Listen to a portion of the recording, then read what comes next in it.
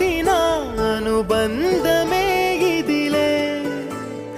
వయసు మీరిన పాసమే ఒక కావ్యమైనదిలే రేపలా ఎప్పుడు కంటి పాపగ కాచులే